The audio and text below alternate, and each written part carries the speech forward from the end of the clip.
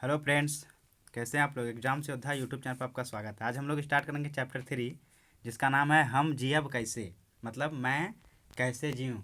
ये चैप्टर जो है वो है छैहर बुक का चैप्टर 3। इससे पहले हम लोग खोटा निबंध और सोंद माटी जो पुस्तक है उसको कंप्लीट कर चुके हैं। जैसा कि आप लोग को पता है कि खोटा का सिलेबस हम लोग कंप्लीट कर रहे हैं। जेएसएससी का जो सीजीएल आया हुआ है, झारखंड सीजीएल का, ठीक है। तो चलिए हम लोग स्टार्ट करते हैं। अगर आप नए हैं और व्हाट्सअप ग्रुप से जुड़ना चाहते हैं तो उसका डिस्क्रिप्शन में लिंक दिया हुआ है, वहाँ से जुड़ सकते हैं। और प्लेलिस्ट से जुड़ने के लिए उसका भी लिंक वहाँ पे दिया हुआ है। तो जैसा कि चैप्टर का नाम है हम जियब कैसे, ठीक है। इसका मतलब है कि मैं कैसे जीऊँ। और इसका जो मुख्य पात्र है उसको, कहानी को समझने के लिए इसका मुख्य पात्र को समझिए पहले, क्योंकि कहानी थोड़ा सा आड़ा टेढ़ा घुमा घुमा लगेगा आपको शुरू में, लेकिन पूरा कहानी खत्म होने के बाद आपको सारा बात अच्छा से समझ में आ जाएगा। तो समझिए पहले कि हम जियब कैसे जो कहानी है उसमें है क्या कि मैं कैसे जीऊँ।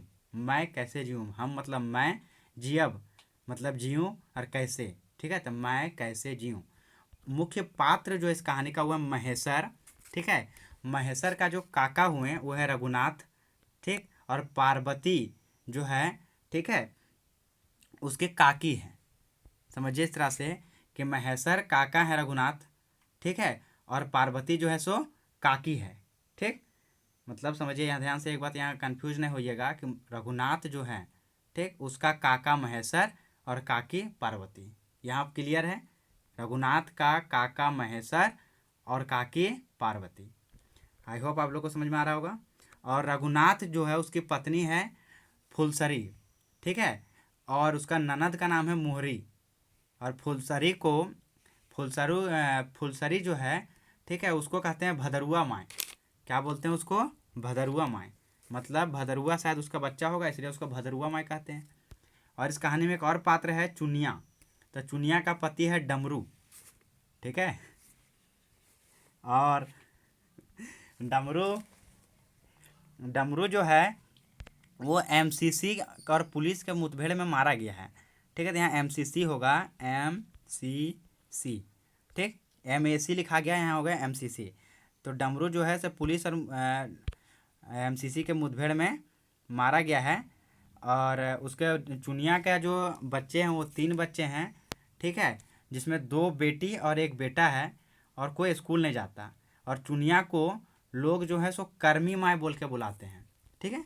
अब सब मुख्य पात्र जो था कहानी का पात्र से मैं मिलवा दिए। अब हम लोग स्टार्ट करते हैं कहानी, ठीक है। समझिए इस तरह से महेश्वर और पर्वतिया 10 से 15 दिन के लिए अपने परिवार जगहों, ठीक है, परिवार जगहों को हम लोग हित कुटुंब कहते हैं खोटा में।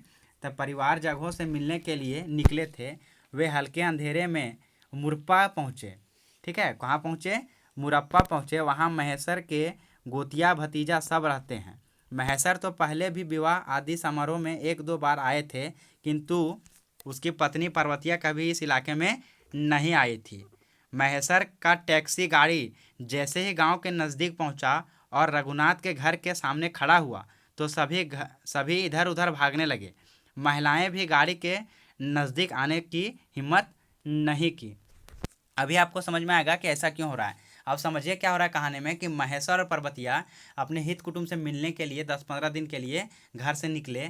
तो जैसे ही हुटप्पा, ठीक है, मुरप्पा, जैसे ही मुरप्पा पहुँचे, वहाँ के जो लोग थे, बच्चे थे, इधर उधर भागने लगे और महिलाएं भी भागने लगी। गाड़ी के पास कोई नहीं आया। वहाँ तक हिम्मत नहीं हो रहा था कि गाड़ी के पास कोई जाए। ऐसा क्यों हो रहा था आगे समझ में आएगा। देखिए कि लाचार होकर महेश्वर गाड़ी से नीचे उतरा और रघुनाथ के घर का दरवाज़ा ठकठकाने या खटखटाने लगा, ठीक है। भतीजा रघुनाथ था महेश्वर का, ठीक है। समझिए यहाँ पे कि रघुनाथ भतीजा था किसका? महेश्वर का। ये बात हम लोग पहले समझ गए। मतलब जैसे ही महेश्वर जो है गांव पहुंचा तो क्या हुआ कि वो दरवाज़ा खटखटाने लगा। किसका? तो महेश्वर का, रघुनाथ का। किसका दरवाज़ा खटखटा रहा था? रघुनाथ का, ठीक है। क्योंकि महेश्वर और पर्वतिया तो गाड़ी में थे, तो महेश्वर उतरे, अब बोले रघुनाथ के यहाँ आए हैं तो उसका दरवाज़ा खटखटाते हैं। तो क्या हुआ आगे देखिए कि पार्वती ने भी आवाज़ दिया, ए भदरुआ माँ, बड़की दरवाज़ा खोलो, ऐसा आवाज़ दी, ठीक है। मतलब पार्वती ने भी आवाज़ दिया, भदरुआ माँ बड़की, मतलब रघुनाथ की पत्नी, ठीक है। रघुनाथ की पत्नी कौन? यहाँ पे भदरुआ माँ, महेश्वर की पत्नी कौन, पर्वतिया। ठीक, तो दरवाज़ा खुलवाया। तो रघु की पत्नी ने के लिए उसके काका काकी अभी महादेव और पार्वती भगवान के रूप में खड़े थे, मतलब दोनों जो थे से भगवान के रूप में वहाँ पे खड़े मिले। ठीक है, रघु की पत्नी को इस बात की चिंता थी कि इनका सत्कार कैसे किया जाए। तब पार्वती ने कहा, देखो बहू, तुम्हें चिंता करने की कोई ज़रूरत नहीं, अभी हम लोग तुम्हारे ननद मोहरी के यहाँ से खा पी कर आ रहे हैं। ठीक है, महेश्वर और पर्वतिया जो हैं, तो पर्वतिया उसमें बोल दी कि देखो बहू, अब चिंता करे कोई बात नहीं, हम जो है सो तुम्हारे ननद जो मोहरी है उसके यहाँ के खा पी के आ रहे हैं। ठीक है, तो रघुनाथ की पत्नी पार्वती के बातों को सुनकर स्थिर हो हुए। कौन स्थिर होता है यहाँ पे, रघुनाथ की पत्नी, मानी जिसको हम लोग भदरुआ माई कह रहे थे। ठीक, किंतु सादा माठा पीने का आग्रह किया। ठीक है, मतलब थोड़ा स्थिर हुई, लेकिन वो क्या बोले कि आप सादा माठा भी तो पीजिए, आग्रह किया। और अपनी बड़की पुतोह को रघुनाथ की पत्नी फुलसरी ने कहा, काकी पहली बार आई, इसलिए काका काकी को माठा लाकर कटोरी में दो। ठीक है, क्या कहती है यहाँ समझो कि अपनी बड़की पुतोह जो रघुनाथ की पत्नी फुलसरी ने कहा, मतलब रघुनाथ की जो पत्नी थी फुलेश्वरी, वो क्या बोले अपने पुतों को कि काका काकी पहली बार आए हैं, उनको ला करके माठा दो कटोरी में। महेश्वर ने अपने भतीजे रघुनाथ से पूछा, टैक्सी गाड़ी को देखकर लोग क्यों भाग गए। अब यहाँ समझ में आएगा कि लोग क्यों भाग रहा था। ठीक है, तो इतना भय किस चीज़ का, महेश्वर पूछता है कि टैक्सी गाड़ी तो आया था, इसको देख के लोग इधर उधर क्यों भाग रहे थे, इतना भय किस बात का, इतना डर किस बात का है। ठीक है, तो रघुनाथ ने बताया, काका यह डर पुलिस का है, पुलिस एमसीसी एरिया कहकर बहुत परेशान करती है। क्या बताएं, एमसीसी और पुलिस की लड़ाई में हमारे जैसे गरीब पिसते हैं। अब रघु को महुआ का दारू पीने की चाहत हुई। इतना कहानी बोला, उसके बाद क्या बोलता है कि अब उसको जो मन हुआ कि अब हम थोड़ा सा पियेंगे, महुआ का दारू पीने का चाहत हुआ। तो वह अपने काका को लेकर बेदिया टोला पहुंचा। वहाँ कर्मी माँ मने चुनिया ने एक बोतल दारू और 2 गिलास लाकर दिया। महेश्वर ने कहा कि मैं तो दारू नहीं पीता। महेश्वर का बोला कि मैं तो दारू नहीं पीता भतीजा, तुम पियो, मैं तुमको बाधा नहीं डालूंगा। ठीक है, तुम पियो, मैं तुमको बाधा नहीं डालूंगा, मैं तुमको रोकूंगा नहीं। जब महेश्वर ने चुनिया से यह सवाल किया कि तुम्हारे घर का मालिक कहाँ है, महेश्वर जब देखा चुनिया दारू बेच रही है तो सवाल करता है कि तुम्हारे घर का मालिक कहाँ है। तो चुनिया ने जवाब देते हुए कहा, पुलिस और एमसीसी के मुठभेड़ में मारा गया। रघुनाथ ने बताया कि इसका पति का नाम डमरू था, उसे बहला फुसला कर नक्सलियों ने अपने ग्रुप में शामिल कर लिया, इसी वजह से चुनिया की यह दशा हुई है। महेश्वर ने पूछा, इसके कितने बच्चे हैं, तो चुनिया ने बताया 2 बेटी और 1 बेटा, बेटियां बड़ी है, बेटा छोटा है। जब महेश्वर ने पूछा, क्या ये बच्चे स्कूल जाते हैं, तो चुनिया ने कहा, नहीं, छोटी बेटी घर की रखवाली और अपने भाई का देखभाल करती है और बड़ी बेटी छगरी पटरू के चराती है। ठीक है, तो इनके पिता रहते तो बच्चे स्कूल जाते। इस टोला में कोई ऐसा घर नहीं जहां मैं धांगरीन यानी नौकरानी का काम करके बच्चों को पढ़ा पाऊँ। ठीक है, वो कहती है कि इस टोला में कोई ऐसा घर भी नहीं है जहां मैं नौकरानी का काम करके बच्चों को पढ़ा पाऊँ। और एमसीसी और सरकार के तथा पुलिस के मार से मैं उठ नहीं पा रही हूँ, सोचती हूँ अब या हम जियब कैसे। वो बोलती है कि एमसीसी और सरकार के तथा पुलिस के मार से मैं उठ नहीं पा रही हूँ।